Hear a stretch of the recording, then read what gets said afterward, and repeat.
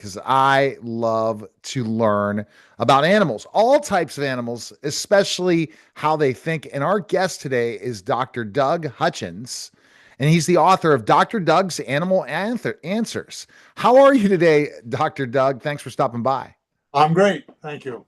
All right, so Glad to be here. and you've this is an interesting thing because being a veterinarian, and I'm going to ask this question as a follow up, isn't the easiest thing in the world. It's easier to become a doctor sometimes, and we'll talk more about that. But what inspired you to become a veterinarian? Well, as I said in my book, my grandfather had a nice dairy farm, nice quaint little farm in Maine, right on the Penobscot Bay, and he had Guernsey dairy cattle. And of course, as a young child, I loved spending time there. And one day I went in and he had this cow that was lying on her side, and I thought she was going to die. She just had a calf, and they develop a condition called milk fever because of all the milk coming from the calcium from the milk goes out of the blood, and they get weak and they get down. So she was laying there gasping. I thought she was going to die. My grandfather called Dr. Brown, who he said was the best vet in the world, and he came in with a bottle of calcium and he put it in that cow's bloodstream. And the minute he got done taking the bottle off the IV set, the cow just shook her head, said moo like thank you, and jumped up and was completely normal. And I thought that was the most amazing thing I had ever seen. So that night I went to bed at my grandmother's, and I'm laying in bed thinking, I'm saying, what a great way to make a living, working for yourself, taking care of animals, and making farmers happy. So as a 10-year-old, I decided I was going to be a veterinarian, and that got me through grammar school, high school, college, and finally I got into Cornell and made my dream. Wow. Okay. So So I've how never had a job, never had a job. see that's one thing we were talking. I was talking on another show. If you have something you're passionate about, you never work a day in your life. No, you And live a long, healthier life. I found it a little later for me.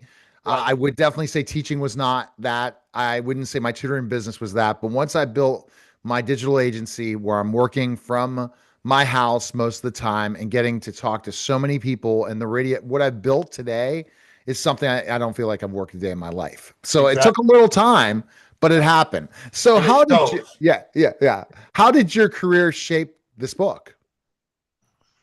I don't know quite what you mean by that. I mean, I just felt that I had had such an interesting profession, and the interesting part of my job as compared to, say, a regular physician, I not only have a client, I have a patient. So I have two people, and that person sometimes is more difficult than my patient. The best part about my patient is he couldn't speak, so he couldn't complain no matter what I did to him. So that was kind of good. But you had to learn to treat your client as well as the patient, which is a very important lesson to learn as a veterinarian.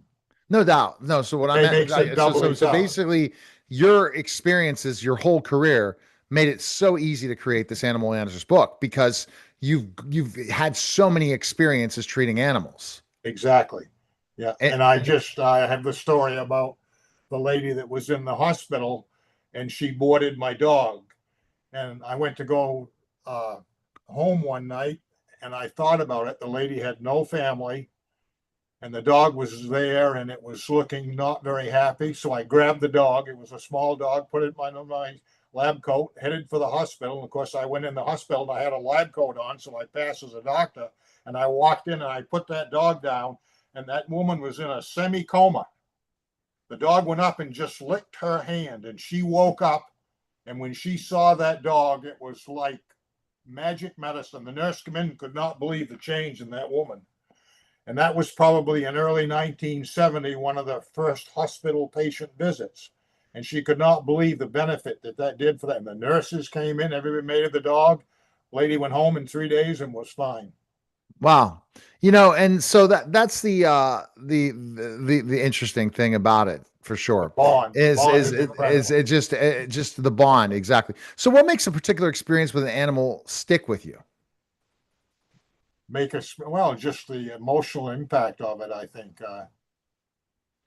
I'm trying to think of, well, I had this dog that had heart disease. Hmm. Two nice clients. I remember, don't forget the name, we'll call them Mav and Bev. So they would come in with a dog, and then one day Bev came in and she was sort of not quite as chipping. I said, where's Marv? And she said, well, he had a heart attack. He's in the hospital. He's up at Maine Med.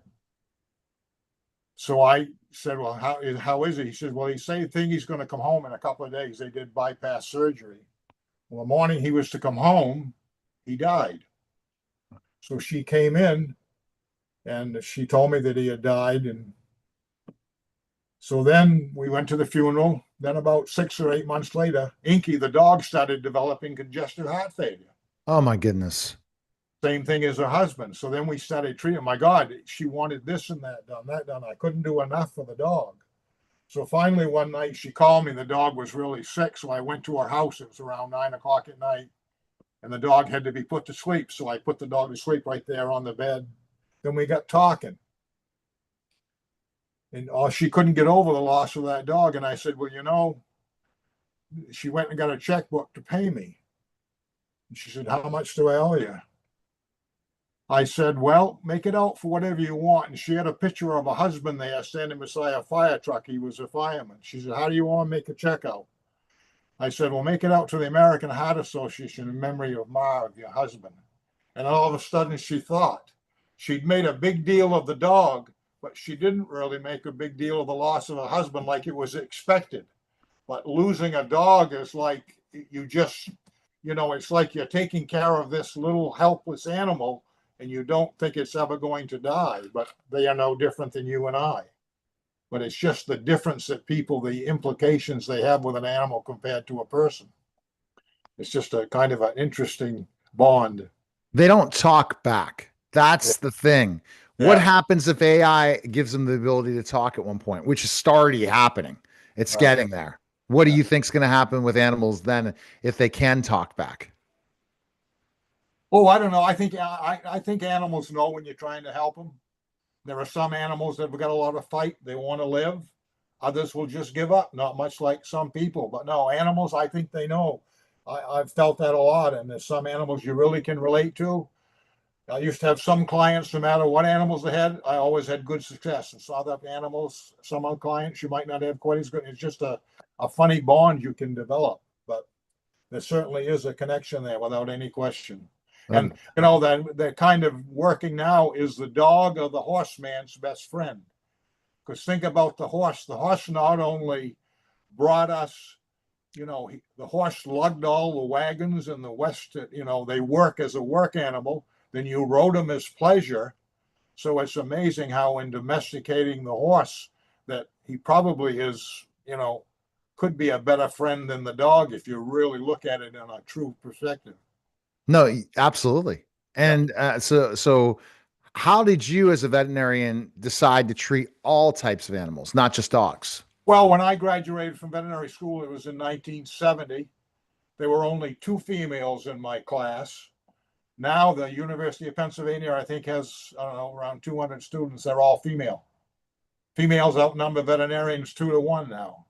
But Really? when I went to vet school, it was a white male, it was farm animal type treatment. And then it's moved over now with all the small animal and so forth, why it's become a more or less of a female profession, I guess. I mean, the average salary of a veterinarian is around 160, 170,000 a year. I mean, an MD or a orthopedic surgeon can make 5, 6, 700,000 a year. So I think salary is one part of it. And the other thing is, I mean, I didn't get in it for the money. I did it because it's what I wanted to do. So, I mean, but a veterinarian is not going to make the money that an MD is going to make. What That's about if you own your own practice Own versus your own practice and stuff. You can make more, and you're going to have the benefit of owning the building and the leasing and the renting and so forth. But today, corporations, are buying out veterinarians, and they join these corporations. And I don't know if that's going to be a good thing or not. Between that and insurance, it's a it's not going to be change in profession. I loved the, my old mixed practice where, see, when I started, everything was an emergency. It was preventative medicine. Because everything was sick. Whereas then we moved over to now we take care of animals on, vaccines, routine worming, and spay neuter, and then the treatment and so forth has changed dramatically. So over the years, I really liked my profession when I did it because everything was emergency based. It was a very interesting time to practice. So there's not many people like you that treated all different types of animals. Now it's more become a specialty today. I mean, we've just well, I look at my textbooks. My textbooks when I went to school were an inch thick. Now they're 3 or 4 inches thick. All the knowledge that we've learned. I mean, the treatment in animals is incredible today with all the cancer treatments and the chemo and the surgeries and specialties we've done. We're able to diagnose and treat diseases, improve in medicines. It's incredible. We're certainly on par with a MD as far as treatment goes. Absolutely. How do you combine a memoir, historical record, and education guide into one book? Well, I thought the history of veterinary medicine was very interesting. You know, the original veterinarian was, well, back in the Civil War with Washington. He had a regiment and he had horses, Right. and the horses were the number one. Treat your horse before you treat yourself. So treating these horses became important. So the veterinarian started as basically he was the farrier of the blacksmith, and he started taking care of the animal. And then, of course, we had, the cow leech came along treating cows, and bloodletting became the treatment of the thing when they said that the blood was bad, the humors would get mixed up and they would bleed people. Matter of fact, President Washington was bled to death on his bed when he had the flu. They bled him to death trying to treat him. So, that was certainly not the way to treat people, was draining fluids out because they were No. not in balance. See, that's fascinating stuff. Yeah. And where do you see the veterinarian business going? Like Oh, veterinaries. it's incredible. I mean, I think it's increasing by 20% a year. I mean, it's what did we spend? I think 4,000 or some visits or something. I forget the number, but no, it's increasing about almost 20% a year. The animal, I mean, we've got 40 million dogs, 30 million cats in this country. And no, the animals are certainly part of the family. And a lot of the millennials like having dogs and cats as a precursor to learn how to take care of them, to take care of children. So how do you fix the healthcare system uh for animals? Well, I think our old system worked well. I'm not convinced that insurance has helped human medicine. I'm not crazy about it. It's going to help veterinary medicine, and we're going to animal insurance, but I don't think it's a good thing. I think, but typically because the insurance company is going to get the money. I see. And I get what you're saying. And a lot of times, do you think we're overcharging for medicine at times in Well, veterinary? that's the reason insurance is going to try to help you, because it is getting more expensive. I mean, it is an out-of-pocket expense. So in some ways, insurance is good. But overall, you've put in a middleman that's going to make money too. So it's going to increase the price overall for everybody. And that probably did is increase the price. Yeah, Uh, yeah, yeah. because the insurance company doesn't want to pay you the whole thing, right? Well, no, They want no, to. they got to make money too. No, I'm not against insurance, but there's got to be a happy medium there somewhere. No. So, what is the human animal bond? Well, it's just a mutual relationship between animals and people that benefits both parties, I guess would be the best way I would put it. Hmm. And it's just an incredible bond. I mean, just the impact that an animal can have. I mean, people with animals live healthier, happier lives. Uh, Children that have animals learn how to be more social, understanding animals, birth, seeing an animal born. I mean, I think it's just when a foal is born, the placenta detaches from the mother. So now the foal is only getting blood from that placenta, but when the placenta detaches, there's no blood supply. The umbilical cord breaks, and now the animal has got to develop his own circulation. So he's going from the venous circulation of the mother to his arterial, and that whole reversal is just an amazing scene of that animal Right. taking Yeah. first breath. I mean, Wow. it's just an incredible phenomenon. Right. And I think you just feel at peace when you have an animal. And some people chosen an animal than having a mate. Oh yeah, Now yeah, it's yeah. COVID. COVID blew up the industry, didn't it? For No more. question. No question. Yeah. No, the ability to have it and taking care of animals during COVID was very difficult. I remember we used to go out and my tech go out and get the animal and bring it in, and the people would stay in their car. Then we take the animal back out. And they didn't like the idea of not seeing their animal worked on.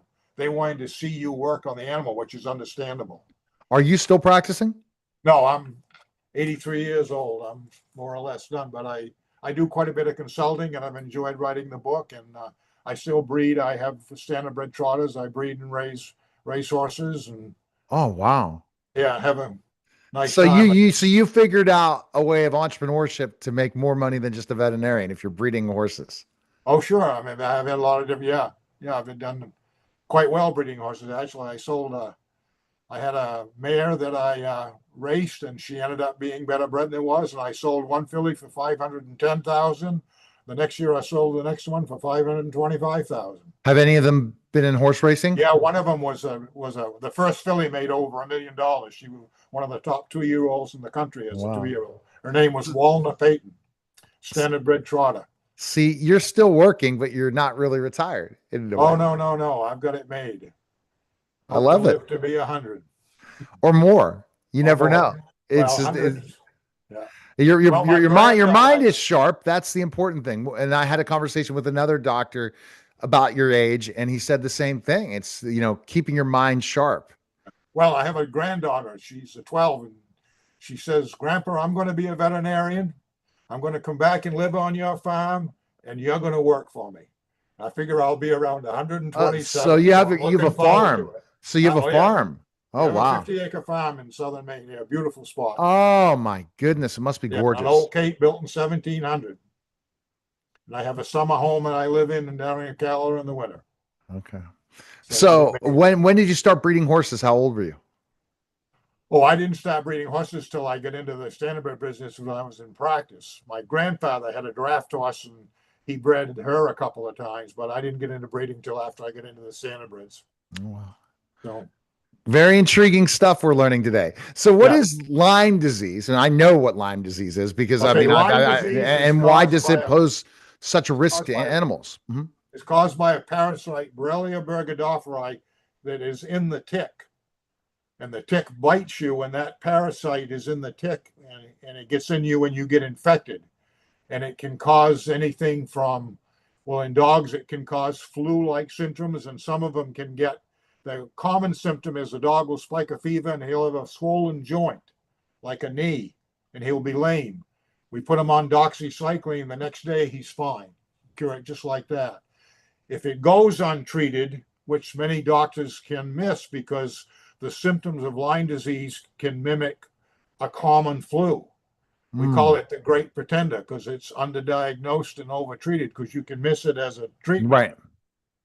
But in any event, it was easy to miss until we learned more about it. And now we have sophisticated tests where we can measure for actually, we can detect the Lyme organism. You can have two types of tests. One is an antibody test, and one is an antigen test. The antigen test is more accurate because it shows that the organism is actually in your system. And chronic Lyme, people can get very ill with it. I mean, they can get kidney disease, lameness, arthritis. So if it goes untreated, it can be very serious. It And sounds we like it. actually have vaccines today for animals that we use. It's quite popular. I don't think there was a human vaccine that was very effective. I don't know that a lot of people have taken it, but Yeah, Lyme disease can be really, really. oh yeah, they claim it's 400,000 cases a year in Wow, most common vector-borne disease in the country. my goodness. You include a specific section about pets and the holidays. Why are Mm-hmm. the holidays a risky time for pets? Well, you think about it, you got a lot of like you're wrapping presents. I have the story in my book about the cat that swallowed the ribbon. Oh my goodness. Chocolate is a common treatment. You got theobromide, which is toxic to dogs, so chocolate toxicity is a very likely possibility. Christmas trees, they get bite on the electric Christmas trees. I've had a dog come in that was electrocuted from biting on the cord and getting electrocuted. Luckily, we saved it because it was close by. So there's a lot of different things, but biting the electric cord is probably one of the most serious. All the presents around, toys, swallowing different presents, small, a toy might drop on the ground, the dog will pick it up and swallow it. So No, there's a lot. holiday, And I didn't yeah. think And about it's how risky it was. 4th of July, you got fireworks, you got Oh my animals goodness. running off. Uh, Let me see. Yeah, that's another one that really bad noise Yeah. and so forth. Uh, I have a and then question that's an interesting one because when we talk about pet allergies. Mhm. Tell me more about why are pet allergies more and more prevalent today than before? Well, I think just what the different, it's easy. A matter of fact, most veterinarian and I in one will develop allergies to animals over the years due to the exposure. And it's interesting. Cats, people think you're allergic to the cat's fur. You aren't. You're allergic to the protein in the saliva of the cat as she licks her hair. So it's the saliva that's got the proteins for the allergy, not the fur itself. So, and then it's just the foreign protein, and then the constant exposure. Like a lot of hairdressers will get allergic to the chemicals from all the chemicals they work with when they do people's hair, women especially, with all the permanents and stuff. Hmm. Yeah. And So we talked about, so another interesting thing you wrote in your book is what are some health benefits of owning animals? well, I think there's no question that just the companionship of and the that an animal can give to a person, a young child can learn the social benefits of an animal and understanding the bond that happens between the two of them. Yeah. And I think just having something to care for, and it's normal for us to want to nurture an animal, and that will can keep you going and keep you. Uh, I had a lot of people that would be sick, and I got to go home. I got to go see my dog. I got to see my dog, and like I said, the hospital visit. That one that I did with that lady had to be one of the first ones ever in the 1970s. Now it's a Yeah. common thing to do. Exactly. Yep. Okay. Do you plan on writing more in the future? And what genres would you explore? Well, I'm not really sure. I certainly have a lot more cases that I could write about just dog stories and people.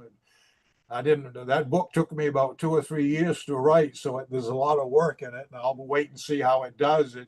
I think it's going to sell fairly well when people get a hold of it and learn and see it inside. I think it's just an interesting, fun book, and it's good for all ages. My grandchildren, I used to read them a chapter each night before they went to bed. They really enjoyed the story. Oh, Grandma, we got to have a story in your book. Wow. Yeah. Yeah. Yeah. Some really good stuff. Ultimately, you enjoy writing, you staying busy. And why do you think people should pick up this book? Why do I think people will? I Should think because it's just probably the most common topic that's written about. Animal stories are the most popular, I've been told, in the bookstores. And it's just real life experiences that I think people can really relate to. Yeah, totally. And that's the thing. I love talking animals, and you're going Yeah. to give that history. So veterinarian people who are considered to be veterinarians should definitely read the book as well. Oh, I would think they'd get a lot of interest out of it. Sure. And I think what I like about it is people understand the importance of the veterinarian to them.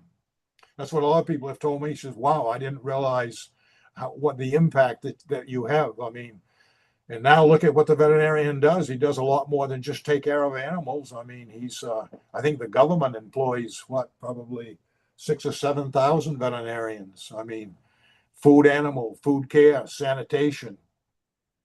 Uh, Matter of fact, I was told that in the Civil War, the veterinarian was better at evaluating what person to treat and the one let die because there's nothing you could do for it. Whereas in human medicine, you get set on one patient and you start working on him and you try to save him, and maybe you can't save that one. It's too far gone, but let's work on this one because we can save this one.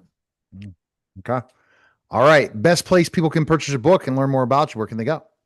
I think it's on Amazon Books, and I think it's getting in more and more of the bookstores now that it gets out. I mean, I think Barnes and Noble is supposed to have it. I think Goodreads is going to have it, and so forth. It's just, and the exposure we're getting today, hopefully, it's going to help as well. But I think it should be a really good selling book because it's got a lot of nice stories and a good read. All right. Well, thank you, Dr. Doug, for stopping My by. pleasure. You're listening Glad and to watching The Neil Haley Show, and we'll